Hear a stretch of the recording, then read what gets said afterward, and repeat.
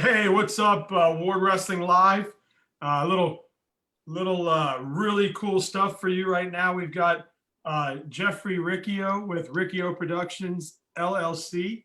He is the graphic designer for all things USA Wrestling. As you can see, with some cool stuff to my left and my right, behind me. Go to his website. I mean, there's a lot of amazing things, and he travels. He's for hire. Hit him up. But he was a four-time. He was a 4-year wrestler at Rhode Island, so he did wrestle. Grew up in the sport, and now he's worked with everybody from USA Wrestling, Olympic gold medalist, Adidas, Madison Square Garden, Harvard, Cornell, Duke. I mean, you name it. He's been there in our sport, and he's here with us today, traveling for his anniversary. So happy anniversary, Jeff! And thank you for coming on. Yeah, no problem. Yeah, I'm just heading to dinner with the wife for our wedding anniversary. But it's cool. Yeah, I love doing this type of stuff. So thanks for having me. Yeah, I was really happy you said yes. I was looking through your stuff, and I had seen, I think it was Darian Toy Cruz post something like, "Hey, another badass piece by Jeff Riccio" or something, and I was like, "Wow, that is badass. Let me look what that is." And then I found your Instagram and took me there, and I followed you, and then I started looking. I'm like, man, I want to meet this guy. So I hit you up. You said yes, and so here you are, and pretty neat stuff. So first thing, I mean, first of all, obviously you're a guy that has to be in wrestling rooms. So obviously the effects of COVID has had to kind of put kind of a stop on you, right this time. Yeah, things the start. I was actually traveling. I landed in Iowa and landed in Chicago, driving to Iowa for the Division III championships when everything shut down. I literally I was 2 hours into my drive when my phone blew up and everyone's telling me that everything's canceled across the board. So between Division III, Division I's, Olympic trials, Beat the Streets, pretty much all these events, were put on the ice for the moment. But, I sort of adapt and, work with what I can. And I did a lot of graphic stuff during this time. Currently still doing stuff with Beat the Streets for their virtual event they have coming up in a couple of weeks. So yeah, it did put a damper. Anyone who covers events right now is sort of at a disadvantage, but once things open up, I'll certainly be one of the first ones back. Speaking of Beat the Streets, I just had Bior on. Oh, there you go. Yeah, I got really lucky and blessed. I had Bior and Jackie Davis back to back. It was pretty dope because two amazing minds in our sport, right? And then obviously for what you're doing in New England, Bior is just the head of everything Massachusetts wrestling, right? So what a great lady. Yeah, it's awesome. So I mean, sorry to hear that. You must have, but I think maybe like a graphic artist like yourself, some of this might have been good for you, healthy for you. You were able to kind of play around and do some things that maybe you wouldn't have had time for before. Yeah, I certainly learned a bunch of new stuff. Definitely, put in time to sort of work on some crafts and, maybe some busy work, maybe some stuff I wouldn't have gotten around to. I think, one of the cooler things I did a fundraising print, which was fun, something I'd never done before, where I worked with an artist, and he's a professional movie poster and actual artist, pen to paper sort of artist. And I found him online. I wanted to buy some of his work. One of the things I do is I collect a lot of that pop culture artwork, and we got to talk and he liked my work, and we did a collaboration piece, and we auctioned them off 5 different pieces for Beat the Streets and for Pin Cancer to raise money.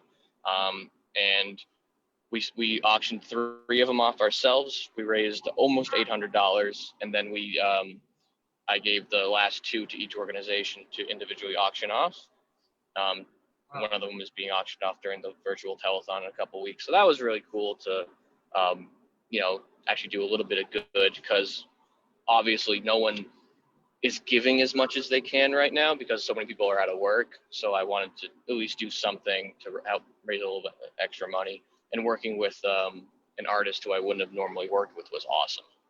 Yeah, and I mean, stuff that you do can really, it's monetary. I mean, obviously, the gear and the stuff that you own cost you money to buy, right? But as far Yes. as, hey, can you design me a Riccio piece? Mm. You can do that pretty much with your eyes closed, I'm sure, at this point. And Yeah. but what it can go for? Yeah, I do. I help out with Make-A-Wish. I have the last 6 years with their auction committee. I'm really slacking the last year because things have just been different. But yeah, stuff like that really, especially with the athletes and things like that, that really does well at stuff like that. What is that? So, no, quick question. How many tattoos have you designed? Zero, actually. Really? No tat. Not that I know of. No one sent me a picture saying they got my design on their body anywhere. Oh man, you would think some of these wrestlers, like that Helen Marolis right there, man. How cool would that be? Like right on her back or something, right? I don't know if she'd want a portrait of herself, but yeah, maybe a diehard fan would. But I've never seen any of that tattooed anywhere. That would be pretty cool. That'd be next level. But I have seen a lot of my work in people's like wrestling rooms. People I don't know that I'll see like an interview with someone who I've never met, and I'll like my posters that I did is in the background in their office, in their wrestling room. People message me, just taking pictures of their the work that I've done that they have on display at their house or whatever, which I always find that really cool, really flattering. So, I mean, through this whole thing, is your wife like, Jeff, stop taking pictures of me? I know I'm the only one around. Nah, it was really tough because she worked from home and I worked from home, and that small amount of space got smaller, and this is her working. This is her working. This is her on the phone. Yeah. Yes. Yeah. There Well, you go. it's funny. Like when I started doing video again a couple weeks ago, I was like, "Oh my god, I hope I remember how," because it's been so long. It was like 5 months of like not doing anything, and then you're like doing. It's like, oh wow, hope I remember how to put this stuff together and don't forget anything. And That was me when I jumped in my truck for the first time after like 3 months. I was like, so yeah, do I remember how to drive. Do I have to Google how to get to Publix? I don't know how to do this. Oh my goodness. That's awesome. Man, so tell us how Riccio Productions came about. I was reading a real cool story about you in Rhode Island in college, and so when I was wrestling in college, again I went to Rhode Island College and was on the team for actually 5 years because I had to redshirt a year. I got hurt. I actually broke my neck my freshman year, going into my freshman year, and so I took a senior redshirt, or got an extra year there. And I was working out with a friend at Harvard University, and he helped me out for free. So I sort of did a project to thank him, did like a highlight video of him. And Jesse Jansen, who was a national champion from Harvard, saw it, was like, "Hey, could you make me a video on being inducted into this Hall of Fame?" And I was like, "Yeah, absolutely." And then someone else saw it, who just had all these wrestling connections. His name's Nick Garone, and he's actually Kyle Dick's manager. And he saw what I did for Jesse. I did one for him, and next thing he was like, "Hey, I want to do this project with you, this project with you." He helped me establish my company, helped me really kind of say like, "Okay, this is what you need to do. This is what you need to do like legally." So Nick helped me really get going, get me involved in a lot of things wrestling. Because at that moment I was video only. I didn't do photos until long after that. So that by 2012, I was at a college and I was doing a little bit of video work for small things like Grapple to Garden. That was the first year Grapple to Garden. I covered that with Madison Square Garden and Nick and a few other people. And then I did a couple things with Beat the Streets. I was like, okay, like this is something to do. I did a lot of wrestling highlights for Division III wrestling in New England. So it was very like, at that point, small scale. But when the Olympics were taken away in February of 2013, that's when wrestling media as a whole really stepped up their game. And I sort of had my foot in the door with a couple of things I'd been working on with USA. I had met a lot of people in that coming year. So Nick and I went to the Olympic Training Center in Colorado Springs. Initially, the plan was to do like, okay, like what's life like at the OTC? You know, what's the day-to-day stuff for these guys? But that was before, we lost the Olympics. So it became into like, what are people like Rich Bender and Zeke Jones and Jordan Burroughs, and what are these guys like thinking right now with everything on the line? And that turned into covering Beat the Streets at the Grand Central Station. That turned into going to the United Nations with Iran and Russia, visiting for Beat the Streets, covering the World Team Trials. At that point, it was men's, women's, and Greco all in one in 2 days. A lot of work, going to Fargo. It was all to promote wrestling, interviewing guys like Dan Gable and Tom Brands and all these people who, despite, whatever, Iran, Russia, United States, political differences aside, everyone wanted wrestling back. So it was awesome to see that, be a part of it, working with the Committee for the Preservation of Olympic Wrestling. Mike Rosati, myself, and Nick really worked as a team to sort of say like what we needed to do promotion-wise. And again, this is all video. This is 2013, September 2013. We get it back. It's awesome. And by then, like, I'm pretty, familiar with these people. I've seen them all summer long. But it got to a point in 2015 when streaming services became popular. Flow was stepping up their game. So was track wrestling. So you couldn't just be the guy who did a highlight of an event, because someone owns the rights to that event, to broadcast it. Now, so at that point. Yeah. At that point, I'm like, all right, in order to still be involved here, I still need to adapt. Now, I had always done graphic design. I had always done posters and artwork, but it went up exponentially at the end of 2015, leading into 2016, doing posters. I learned how to take my own photos. Photographer Tony Rotundo told me, he's like, Jeff, I like what you're doing, but you got to use your own photos. Like, you can't just be using other people's. So I was like, you know what, dude, you're 100% right. So I learned how to take my own pictures, learned how to, adapt. And because, it's not just, you don't just pick up a camera. Like, you got to learn a lot really quick. So I did. So I'd pick people's brains and see how they did stuff, and then use my own pictures to finesse, and perfect my graphic work, which I'm still doing. My stuff's so far from perfect, and I have problems with everything I create because it's not, I have a vision and I always want to meet that. I do like the pieces that you use, though. How those came out in the background. I liked how those ones came out. But I was just looking for a cool one with women, yeah, a cool one with men, and those two just hit me. Yeah. There was another one with that was badass too. It was like black and gold. Yeah, I did a lot. Obviously, with Jordan being as popular as he is, I use a lot with him, and he's very gracious and reposts a lot of what I do, which is great.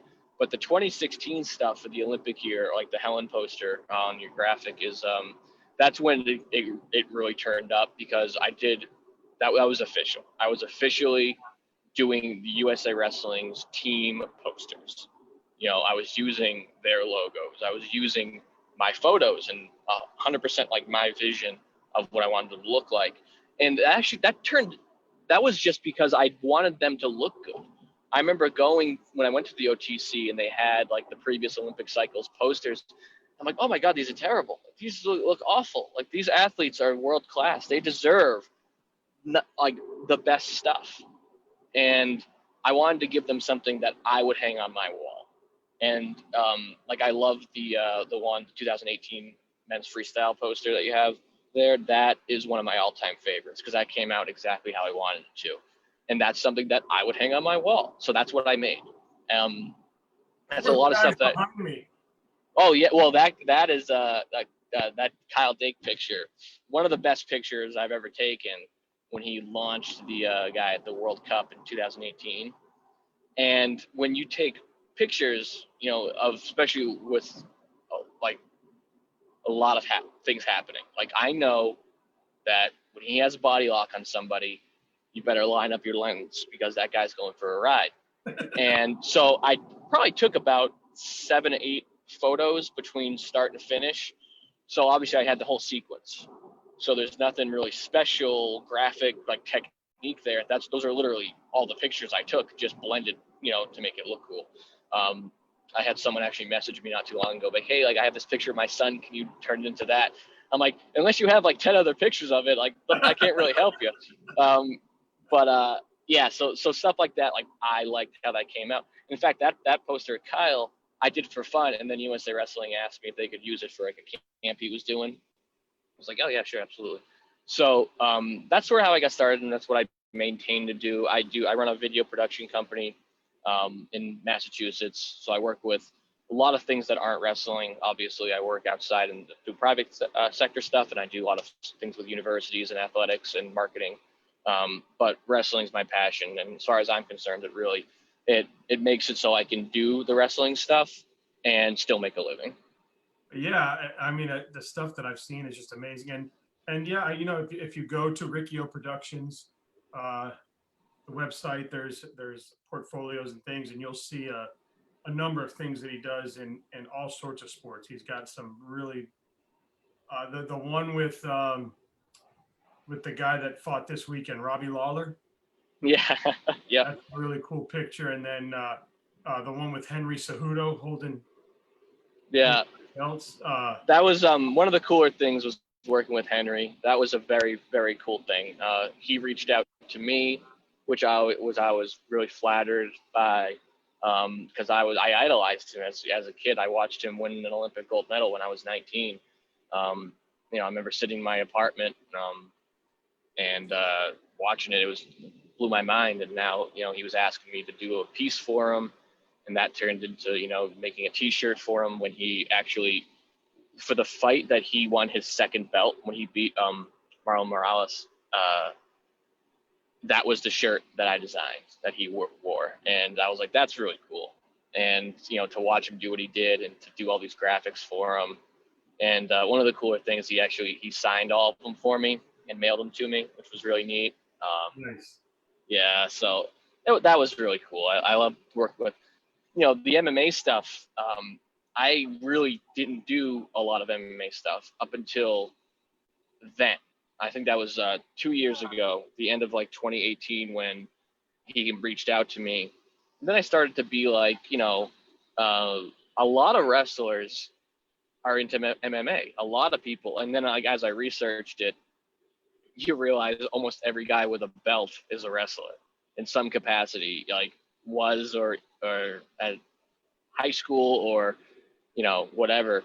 They have a wrestling background. So I was like, okay, well, if I can garner interest with more stuff, more graphics, do more things, especially, with the COVID shutdown, I was making UFC graphic after UFC graphic and MMA stuff because they were putting on events. So I was like, all right, keeps me busy. I can do something for this guy, something for that guy, something for this girl. And I was like, yeah, sure.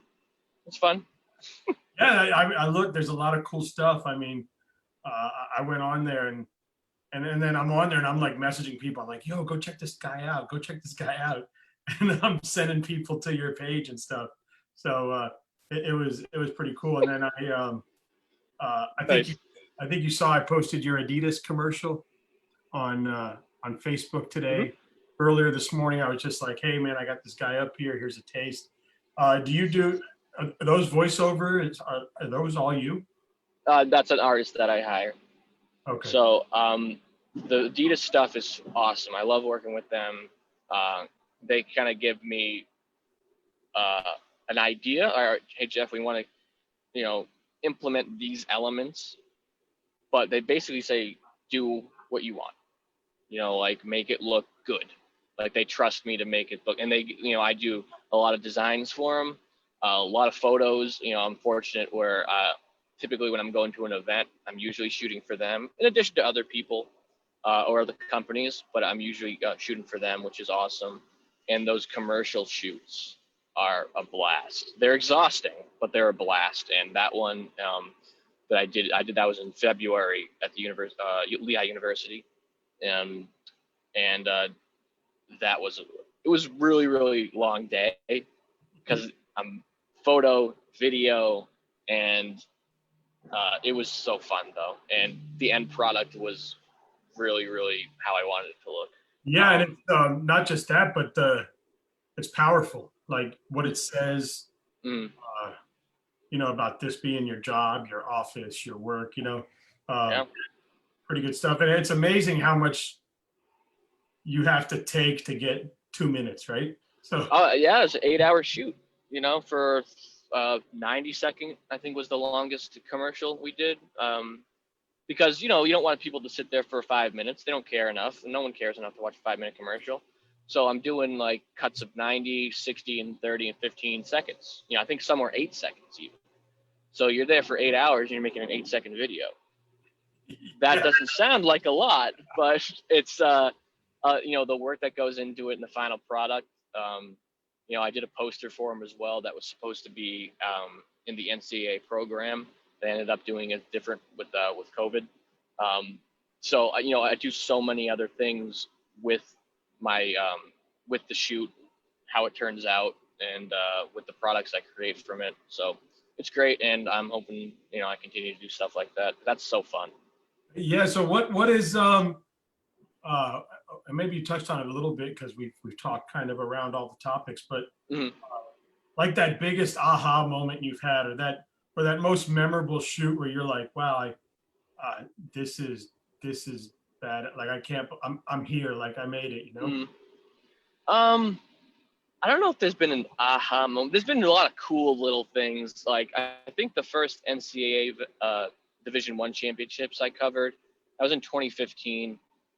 And I had covered a bunch of events up until then, but when I walked in and saw that many people, that was those many wrestling mats, like that many mats in one area, like I was like, oh my God. And how many people were there? I was just, wow. Like that was really cool. When I went to the training center in 2017 to do some stuff for USA, and they needed some pictures of the athletes on the mats. So, you know, on the mat, you know, taking photos, and Jordan Burroughs stops what he's doing, looks to me and says, "Oh, hey, what's up, Jeff?" You know, in my time, he's the greatest wrestler of all time. And, you know, I see him as one of the greatest to ever do it in any country. And he stopped his workout to say hi to me. And I'm just some guy from Massachusetts. And that was really cool. There's a lot of cool little things like that. You know, the first Beat the Streets I went to was in Times Square. You know, Nick and I interviewed a bunch of people, and that was like, oh my God, that's Dan Gable, that's John Smith, that's, you know, Kendall Cross, who I actually knew growing up because he lived in Massachusetts for a little while, but seeing him as an adult and now seeing, you know, all these Olympians. I mean, I'm watching these guys on TV, and here I am talking to them now. So I think anyone who works in a profession like that, where, you know, you go from, you know, not idolizing, but looking up to a particular individual, and then you're working with them, it's always very humbling and it's very cool. And wrestlers are very good people, so that's always nice to talk with them. Yeah, listen, I haven't been in person with anybody yet because I've been doing this, but I hope to meet someone. But some of the people that have said yes to me and have come on the show, I mean, like I never wrestled. I never stepped foot on a mat. I was not a wrestler. I found the sport through my son, and this was a way to give back. But I knew who Lee Kemp was. I knew who Ken Shertow was. I knew who Dennis Smith, whatever. I mean, these guys now were on my show, and I'm going, wow. I got Sports Illustrated when I was a kid. I mean, I saw these guys in there. And then I'm talking to them on my show, and I'm just like, wow. And people are calling me and texting me like, do you realize who you just had on your show? I'm like, wow, yeah, pretty.